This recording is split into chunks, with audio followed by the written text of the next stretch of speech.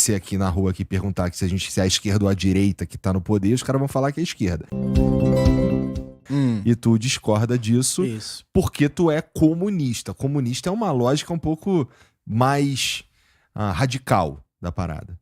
E veio o Gaiofato aqui que chamou o Haddad de príncipe neoliberal do PT. Boa. Tu acha que isso é uma boa definição? Como é que você avalia, por exemplo, um governo tido como de esquerda no Brasil? Tá. Desse que a gente tá vivendo, Lula 3. Vamos lá. Como eu comecei... Tu gostou do Lula 1 e 2? Não. Pra mim, acho que o último bom presidente que a gente teve no Brasil foi João Goulart. Tá. Né? João Goulart foi o último bom presidente que a gente teve no Brasil. Qual é a questão pra mim? Vamos lá. Isso não é negando os méritos da trajetória do Lula, do PT e por aí vai. É uma discordância aqui de estratégia e de tática. No capitalismo, um governo capitalista, ele tem limites muito claros, né, do que ele pode fazer. Dentro desses limites, uma das coisas que é possível é você aplicar uma estratégia política reformista, que é, mesmo não superando o capitalismo, porque você não supera o capitalismo com mero governo, você consegue produzir melhoras na vida da classe trabalhadora, você consegue produzir ganhos, transformações significativas na vida da classe trabalhadora. Um exemplo de uma reforma.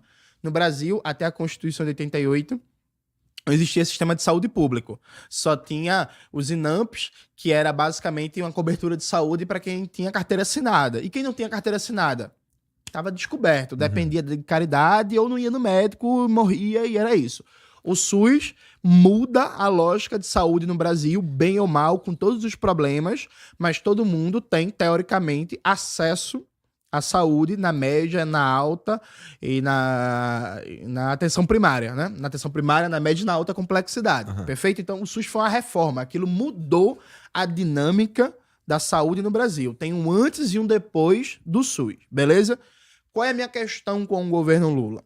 O governo Lula nunca lutou por reformas no Brasil. Então, a gente está falando do quinto governo petista, em que as promessas de campanha do Lula, ele nunca lutou para colocar em prática, para fazer uma reforma agrária, para fazer uma reforma política, para fazer uma reforma da mídia, para fazer uma reforma da educação, uma reforma urbana. Isso não significa que o governo Lula não tenha feito políticas públicas importantes, como Luz para Todos, o Programa Cisternas do Nordeste, o Bolsa Família, ampliação das universidades públicas, etc. Só que política pública, ela tem uma duração menor, um efeito menor, acaba que troca o governo, a política pública acaba, né? Uhum. Porque é menos profundo, é menos enraizado na sociedade e não resolve os problemas de maneira mais estrutural. Hoje, o governo Lula, eu classifico como um governo neoliberal. O elemento central do governo Lula é neoliberal. Por que é neoliberal? Porque a equipe econômica dirigida pelo Fernando Haddad tem como prioridade o que a gente chama de ideologia de austeridade. O que é isso? É a ideia que é preciso, de maneira permanente, reduzir o tamanho do Estado, cortar gastos, reduzir a presença do Estado na economia, reduzir direitos sociais e, claro, cortar gastos só os gastos que atendem a classe trabalhadora. Então, quando o governo Lula aprovou um novo teto de gastos, chamado de arcabouço fiscal, ele limita o crescimento da despesa pública a 2,5% ao ano. Né? Uhum. Não, a despesa pública não pode crescer mais do que isso. Aí tu me pergunta, isso é muito ou é pouco? É a menor média de gasto público desde o fim da ditadura empresarial militar. É uma média menor do que do governo FHC, governo Lula 1, governo Lula 2, governo Dilma, governo Temer, até do que o governo Bolsonaro. Então, se o Brasil... a gente tem analfabetismo, tem déficit de moradia, a gente tem problema no SUS, tem problema no transporte. Como é que você vai limitar o crescimento do gasto público e vai resolver esses problemas? Você não vai. Na prática, inclusive, o tamanho do Estado na economia dos serviços públicos vai se reduzir ano após ano. Então, esse é o núcleo central da política do governo Lula. É uma política de austeridade, é uma política de corte de gastos. Aliado a isso, o Lula... ele simplesmente ignorou todas as suas promessas de campanha. Então... não teve picanha. Essa nem é a promessa central, porque essa era mais um slogan, né? Mas em 2022, quando o Lula foi para Recife, eu tava lá no palanque do lado dele, né? Ouvi, inclusive, as promessas da boca dele, assim, do ladinho, do meu ouvido. O Lula prometeu restatizar a Eletrobras. Ignorou a proposta, não toca no tema. Lula prometeu restatizar as refinarias da Petrobras privatizada, né? Alandolfo Alves, a Isaac Sabá, Clara Camarão. Só para tu ter ideia, o povo do Amazonas paga um dos combustíveis mais caros do Brasil, sendo um dos estados mais pobres do Brasil, porque a única refinaria da Petrobras que existia no norte do Brasil, que fica no Amazonas, foi privatizada pelo governo Bolsonaro, comprada pelo Atem Group, que é um grupo privado que controla a refinaria e controla a importação de combustível. Então eles deixam a refinaria funcionando abaixo da sua capacidade de maneira proposital para precisar cada vez mais importar combustível, porque é mais lucrativo vender o combustível importado do que produzir na própria refinaria que era da Petrobras. Aí tá o povo amazonense, que é um dos povos, que é uma das populações mais pobres do Brasil, pagando um combustível que vis-a-vis é mais caro que o combustível pago pelo paulistano, por exemplo. Todas essas promessas de campanha, o presidente Lula ignorou, né? E aí alguém vai dizer assim, mas Jones, e o Congresso? Veja, é óbvio que o Congresso hoje é um problema. E aí já a gente desenrola mais ideias sobre isso. É lógico que o Congresso é difícil.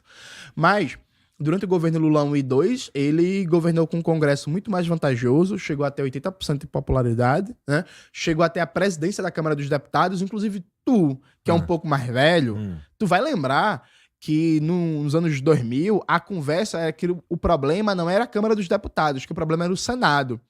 Já que chegou a ter o João Paulo Cunha, petista, presidente da Câmara, o Aldo Rebelo, quando era do PCdoB, presidente da Câmara, o Arlindo Quinalha, petista, presidente da Câmara. Qual era o debate que se fazia? A gente conseguindo muita força na Câmara dos Deputados, mas o Senado é difícil, né? Então, a desculpa muda no decorrer do tempo. Mas não teve nunca uma estratégia reformista, uma estratégia de buscar mudanças estruturais para o Brasil. Mas tu acha que ele não quer ou não dá pra fazer? Eu acho que ele não quer. É? Por um compromisso ideológico neoliberal. Eu acho que há um compromisso ideológico na cúpula hoje do PT, não são de todos os petistas. Tem muita gente séria, militantes de esquerda, socialistas, tá, como o deputado Renato Freitas, a deputada Natália Bonavides, lá do Rio Grande do Norte. Tem muita gente séria, muito militante e valoroso no PT. Mas a cúpula petista, ela hoje tem uma convicção ideológica neoliberal. Exemplo, o presidente Lula, quando estava em Recife, ele prometeu que não iria privatizar o metrô do Recife. O metrô do Recife é parte da CBTU, que é uma empresa pública federal da União. Beleza, não ia privatizar o metrô, ia retomar o investimento na CBTU, recuperar o metrô do Recife, requalificar o metrô, melhorar o serviço. O presidente fez um acordo com a governadora de Pernambuco, a Raquel Lira, para estadualizar o metrô, passar o metrô para o controle do governo do estado, para em seguida o governo do estado privatizar. Aí, depois que for privatizado, aí chega um aporte bilionário do BNDES para o operador privado fazer as reformas e melhorias no metrô. Peraí, pô. E por que esse aporte de recursos não pode vir enquanto o metrô é público? Aí deixa o metrô sucateado, o metrô não funciona mais aos domingos, vários problemas de limpeza, de segurança, de manutenção, para justificar a privatização, dizendo que vai melhorar. Mas aí vai acontecer com o metrô do Recife a mesma coisa que aconteceu com o metrô de BH, que foi privatizado durante o governo Bolsonaro. Da privatização até hoje, a passagem cresceu 36%, mais de 1.000 trabalhadores do metrô foram demitidos, as obras paradas continuam paradas e o serviço continua uma porcaria do mesmo jeito. Veja, o presidente Lula ele prometeu que não ia privatizar o metrô. Isso não passa pelo Congresso, decisão da presidência. E o presidente simplesmente ignorou a promessa que fez aos metroviários.